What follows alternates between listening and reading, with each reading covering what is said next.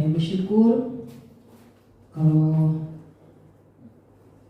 kita boleh ada dan berkumpul pada malam hari ini, itu karena kebaikan dan kemurahan Tuhan.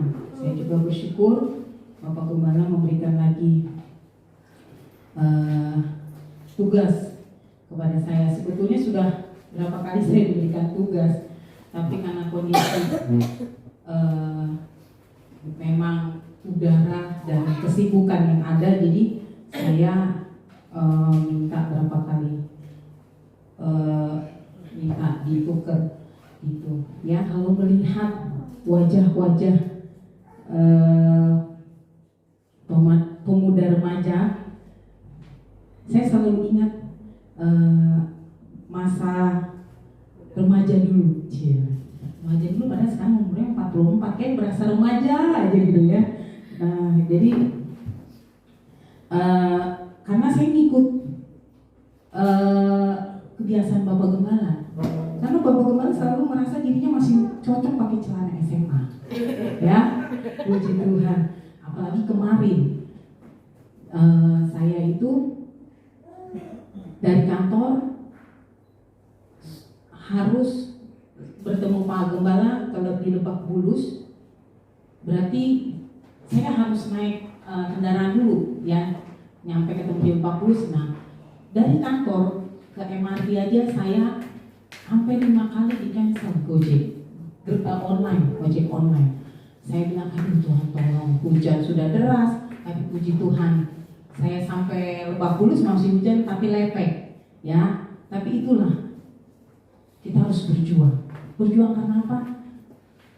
Berjuang untuk kebenaran firman Tuhan, karena tanpa firman Tuhan kita tidak akan pernah mampu ya. Pada malam hari ini saya diberikan tema oleh Bung Jerry. Saya WA dia. Biasanya Bapak Gembala yang ngasih tahu, tapi saya WA dia karena saya sudah bilang sama Bapak Gembala, saya sudah siap. Tema yang diberikan luar biasa ayatnya ya. Ini ayat anak muda banget. Kita buka dulu yuk, Amsal 23 ayat 17 sampai 18. Sudah dapat Amsal 23 ayat 17 sampai 18. Sudah dapat semua ya? Haleluya. Mari kita baca bersama-sama dari ayat 17. Janganlah hatimu iri kepada orang-orang yang berdosa, tetapi takutlah akan Tuhan senantiasa, karena masa depan sungguh ada dan harapanmu tidak akan hilang. Saya baca sekali lagi. Janganlah hatimu iri kepada orang-orang yang berdosa, tetapi takutlah akan Tuhan senantiasa, karena masa depan sungguh ada dan harapanmu tidak akan hilang. Saya percaya untuk setiap tema yang disiapkan oleh ketua pemuda remaja di tempat ini bukan karena asal ya. Pastinya Bung Jerry pasti berdoa dan Tuhan kasih hikmat buat dia ya. Karena saya amat sangat terberkati atas tema dan ayat yang diberikan. Dan saya juga bersyukur untuk pujian yang tadi sudah dinaikkan juga, saya boleh terberkati ya oleh Mona tadi. Saya juga sudah menyiapkan tadi ayat yang hati yang gembira adalah obat, itu juga salah satunya. Karena kalau kita punya hati yang gembira, kita percaya masa depan kita juga pasti Tuhan kasih yang terbaik ya. Puji Tuhan. Sebelum kita masuk maksud Tuhan dalam ayat ini, kita mengenal untuk kitab Amsal ini ya, ditulis oleh Raja Salomo. Raja Salomo ini anaknya siapa?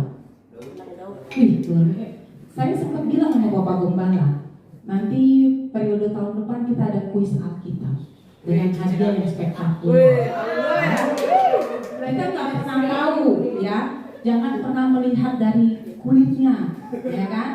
Mungkin dia baru atau apa, tapi kalau kita mau mempelajari, kita pasti bisa memahami firman dan menang ya. Haleluya. Memang itu nanti akan disiapkan.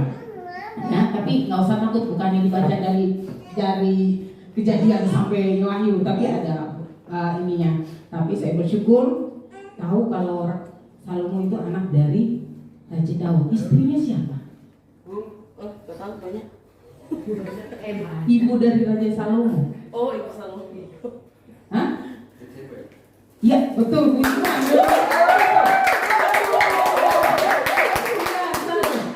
Padahal saya belum cek-cekan sama Bu Dedi ya, tapi luar biasa. Jangan hikmat berarti ya, benar-benar. Nah, oke. Kalau untuk Raja Salomo sendiri ya, dia memerintah ya, di bangsa Israel itu kalau saya baca ini memang sekitar 40 tahun lamanya ya Pak Gembala ya, Pak Gembala. Nah, Raja Salomo juga terkenal adalah raja yang mempunyai hikmat yang begitu luar biasa, ya. Karena apa? Raja Salomo sendiri di saat dia minta kepada Tuhan, dia nggak minta kekayaan, dia tidak minta umur panjang, tapi dia minta hikmat, dan itu Tuhan dengar. Dan tidak ada raja yang mempunyai hikmat yang luar biasa selain Raja Salomo. Ya, otomatis dengan hikmat yang Tuhan kasih, maka kekayaan menyertai dia, dan dia selalu menang dalam peperangan. Ya, nah pastinya kita semua yang ada di sini merasa masa depan kita ke depan bagaimana ya. Jadi tema pada malam hari ini saya angkat masa depan dan pengharapan bersama Tuhan itu nyata dan pasti. Amin ya. Amin. Masa depan dan pengharapan bersama Tuhan itu nyata dan pasti. Mungkin saya coba tanya 2 orang atau 3 ya, 2 lah. Apa sih yang menjadi kekhawatiran kita untuk kehidupan kita? Bung Dedi lah. Ya, selain yang ini ya, mungkin kalau masalah, mungkin ada yang paling sangat ditakutkan. Kira-kira apa yang bikin Bung Dedi itu khawatir?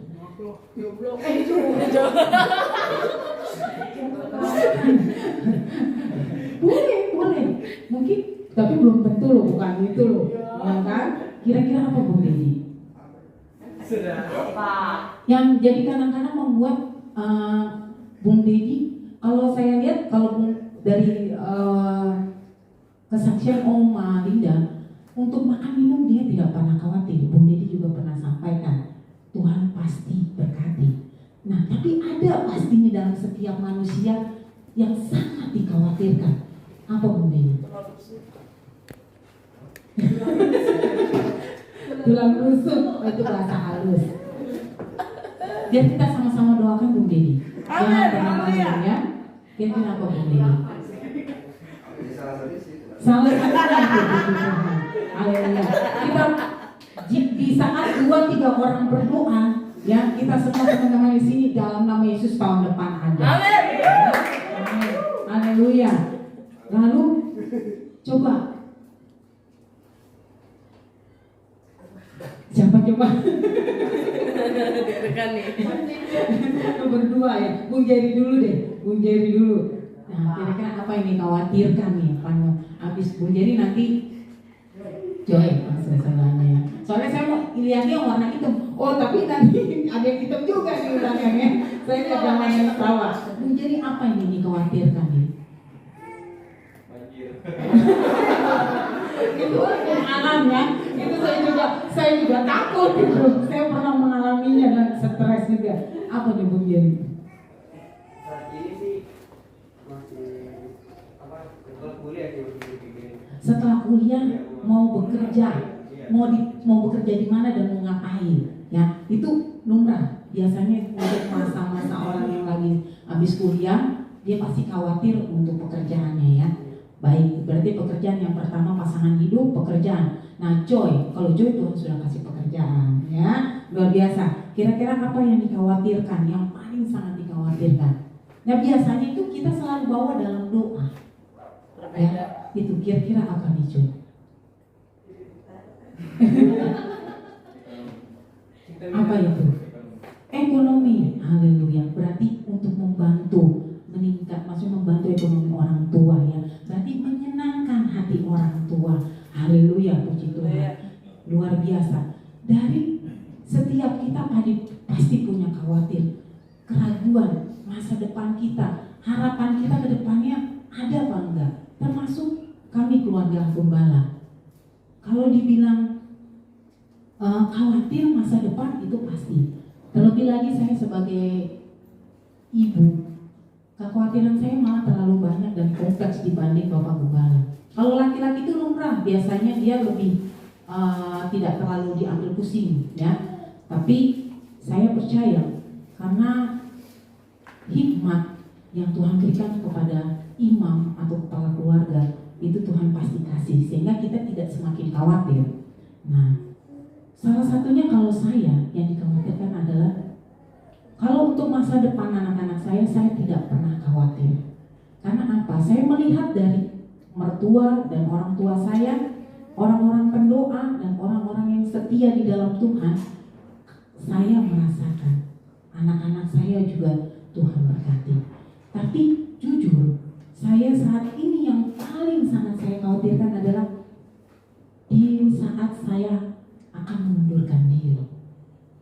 3 bulan yang lalu pergumulan saya ini begitu berat. Kalau Bapak Gembala itu sudah sampaikan, jangan pernah khawatir untuk makan minum yang kita makan tiap hari dan apa yang kita pakai. Tuhan pasti cukupkan. Tapi di lain itu, saya khawatir apa yang mau saya kerjakan gitu loh. Setelah nanti saya resign, ya kan? Anak saya sebenarnya hanya butuh saya memang diperhatikan. Tapi nanti dia sudah besar, SD waktunya lebih banyak di sekolah, ya kan? Akhirnya saya harus mengambil keputusan dan saya berdoa, berpuasa. Tuhan kasih banyak petunjuk, Tuhan kasih banyak kekuatan. Puji Tuhan, akhirnya saya mengajukan surat itu awal Agustus kemarin. Banyak pertentangan. Karena apa? Saya sudah hampir 21 tahun 8 bulan bekerja di perusahaan itu. Jadi cukup lama. Jadi kalau dalam umur anak gadis itu lagi keren-kerennya lah ya, lagi jati dirinya gitu. Kayak Joy umur berapa? 18 ya? 20? 18. Nah sekitar itu lagi mau gitu ya, lagi pengen lagi semangat-semangatnya. Apalagi kalau umur 40 ke atas itu lagi produktifnya, ya. Tapi saya percaya apa yang menjadi rancangan dalam kehidupan saya dan keluarga saya pasti Tuhan tolong. Kalau dalam rumah tangga sudah ada 2 kaki mensuplai dalam perekonomian, akhirnya saya harus mundur, pastinya pincang, ya kan? Ditambah lagi, saya berpikir ini belum lunas, itu belum lunas, segala sesuatunya masih harus saya cukupkan. Tapi saya percaya, saya punya iman. Kemarin saya diberkati oleh kebenaran firman dari Novel. Asalkan saya punya iman sebiji sesawi saja, gunung aja bisa kita pindahkan. Oleh sebab itu pengharapan saya tetap hanya kepada Tuhan. Bagaimana ke depannya? Saya percaya Tuhan pasti buka jalan. Ya, amin. Dan kita percaya masa depan kita baik buruknya itu ada dalam kehidupan kita. Benar gak? Ya, bukan karena orang tua, tapi dari diri kita sendiri. Kita kadang-kadang dalam hari-hari ini, ya, kita suka bingung. Ada gejolak A, ada gejolak B. Ini belum selesai, itu belum selesai. Ada aja. Ini bagaimana masa depan anak saya nih? Ini bagaimana masa depan keluarga saya. Betul nggak? Apalagi kalau yang pemuda remaja pasti berpikir, saya keadaannya begini, bagi siapa yang mau sama saya? Benar nggak? Betul nggak? Betul atau enggak? Betul. Dulu saya pernah cerita, dari 6 anak orang mama saya, ya saya yang paling lebih paling cantik lah. Kamu udah tahu kan adik-adik saya kan ya. Khawatir, saya sempat juga, kok saya yang paling beda di sini dari anak-anak mama, ya kan? Sampai saya bilang, mama, saya kayaknya bukan anak mama deh. Mama nangis, kamu kok begitu sih? Nah gitu. Iya mas, soalnya saya yang paling cantik dibanding semuanya. Udah paling montok, ini masih mending, dulu lebih montok lagi, ya kan? Tapi mama saya selalu memberikan kekuatan, selalu mendoakan. Saya dulu sempat khawatir, Tuhan, kayaknya saya nanti jodoh saya susah dah. Saya bilang begitu. Khawatir terus. Tapi orang tua saya terus menanamkan kebenaran firman Tuhan, terus mengingatkan saya untuk terus berserah kepada Tuhan, karena masa depan dan pengharapan kepada Tuhan itu tidak pernah hilang dan hidup dan nyata. Amin. Puji Tuhan. Saya tidak pernah tahu pasangan hidup saya nanti siapa. Saya bertemu dengan Bapak Gembala, kalau dibilang pacar, benar saya bisa dihitung jari, 5 juga belum tentu ada.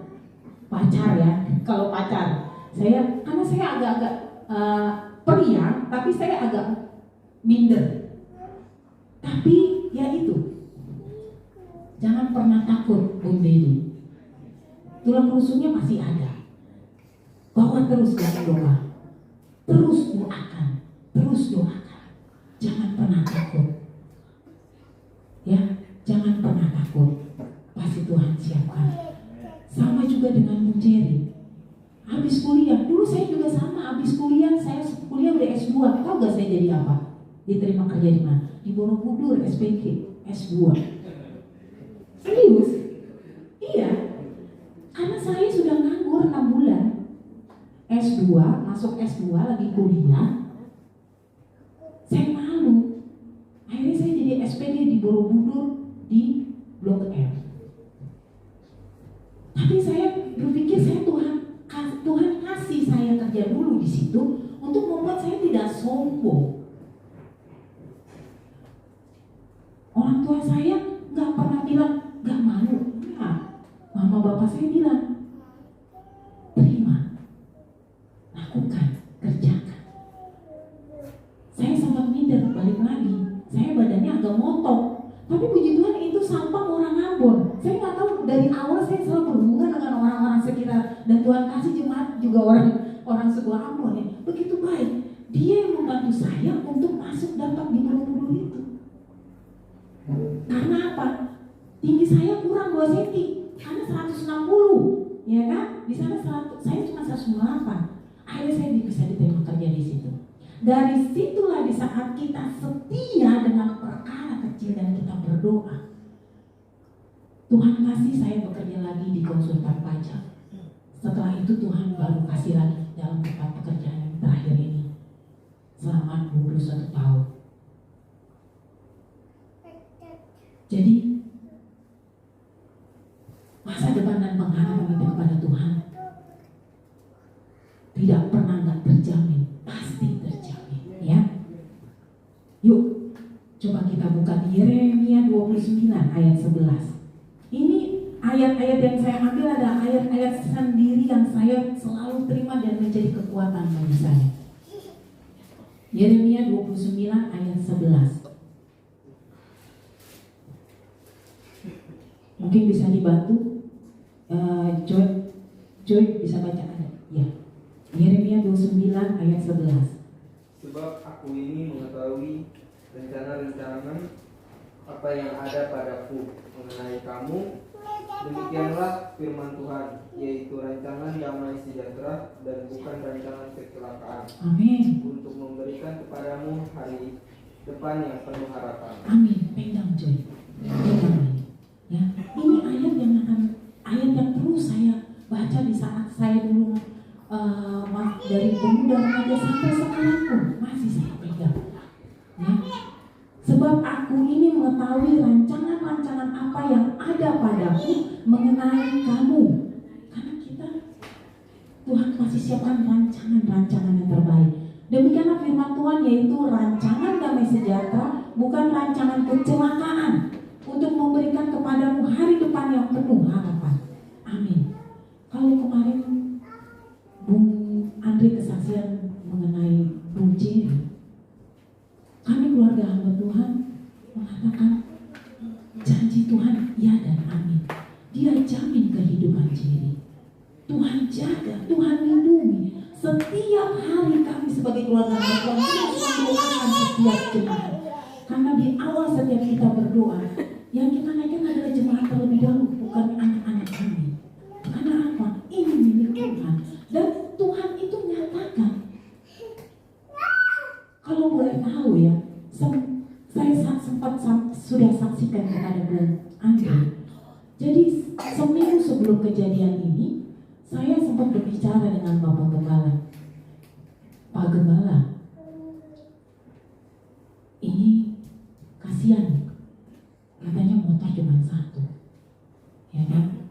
Kalau motor di rumah nggak mungkin dibawa ke sini, karena pertama boros, ya, bikin kantong kok ini robek gitu mah, buat gimana ya? Gimana Pak Gembala? Itu sebenarnya malu, karena saya selalu bilang Tuhan, kenapa ada roh itu selalu mengingatkan kasihan? Coba siapkan, gitu. Bukan kembali lagi, bukan menyatakan kita itu bisa atau mampu, bukan. Tapi saya mengerti di saat semakin saya mendekatkan diri kepada Tuhan, roh Tuhan itu selalu ada, selalu bergejolak, selalu ada yang mau. Kadang-kadang saya suka berkata-kata, maksudnya ngobrol nih, benar nggak sih, iya nggak sih?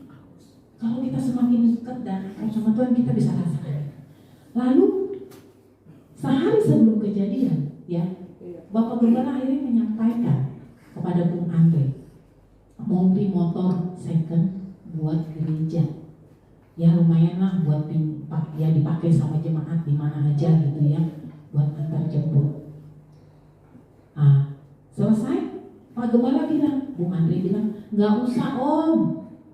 Bener Bung Andre ya, nggak usah Om, masih ada motoran Bung motor Andre. Baik, puji Tuhan, karena dia sudah memberikan apa yang dia punya untuk Tuhan tanpa membebankan kami keluarga hamba Tuhan. Kami ambil itu yang paling, puji Tuhan. Berarti belum ya Pak? Belum. Sehari kemudian terjadilah sesuatu yang Tuhan izinkan. Ya, kembali lagi dalam setiap kehidupan kita yang kita lalui itu pasti seizin Tuhan. Saya sampai bilang, aduh, saya yang gemetar. Itu beneran atau beneran gak sih Pak? Iya, jangan-jangan dia apa sih namanya? Bingung atau gimana gitu. Karena Novel gak ada cerita ke saya, karena Novel biasanya suka komunikasi, ya kan? Ya sudah. Tapi saya bilang, oh Tuhan tolong. Tapi ternyata kejadiannya benar, ya kan? Kembali lagi, nanti memang Tuhan sudah siapkan.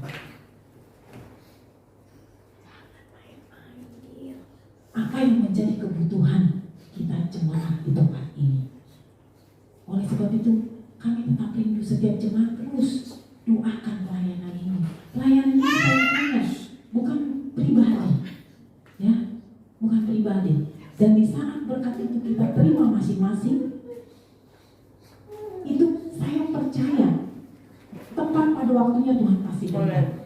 Ya, jangan pernah kita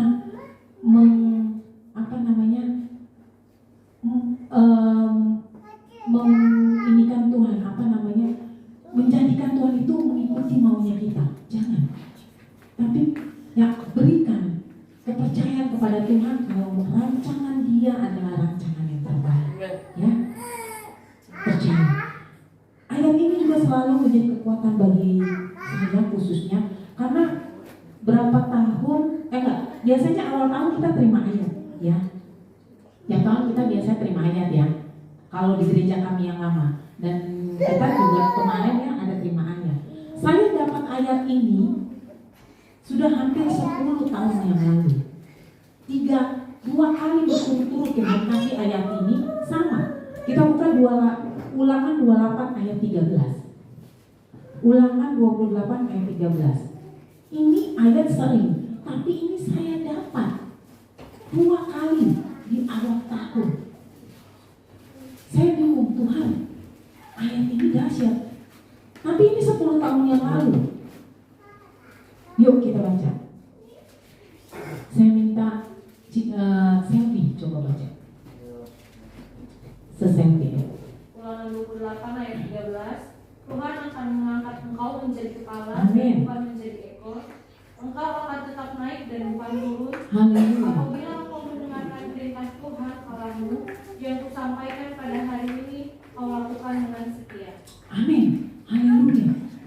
Ulangan 28 ayat 13. Tuhan akan mengangkat engkau menjadi kepala dan bukan menjadi ekor. Engkau akan tetap naik dan bukan turun. Apabila engkau mendengarkan perintah Tuhan Allahmu yang kusampaikan pada hari ini, kau lakukan dengan setia. Saya dapat ayat awal tahun 2 kali. Nggak serta-merta langsung tiba-tiba, wah saya mau jadi supervisor nih, saya diangkat jadi inilah, gitu ya, pemikiran saya waktu itu dalam perusahaan. Tapi ternyata belum. Malah saya sempat bilang, kok semakin kesini semakin susah ya Tuhan. Tapi saya pegang terus ini firman, ayat ini terus saya pegang. Saya percaya firman ini dan dahsyat. Dan Tuhan jadikan kita semua, ya, di saat Tuhan jadikan, Tuhan angkat kita, biarlah Tuhan yang dipermuliakan dalam kehidupan kita, bukan kami. Tapi kami mau biarlah Tuhan yang dipuji, bukan kami yang dipuji. Ya, masa depan orang percaya merupakan masa depan yang pasti dan yang terjamin. Karena kita percaya pengharapan itu sangat penting, ya, sangat penting dalam kehidupan kita.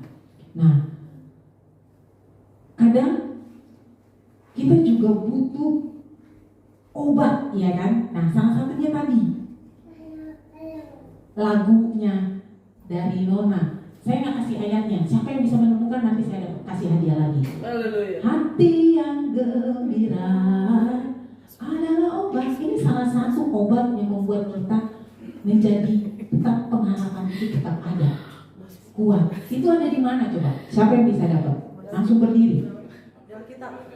Luar biasa, haleluya. Gak apa-apa, pakai arsitek juga gak apa-apa, ya kan?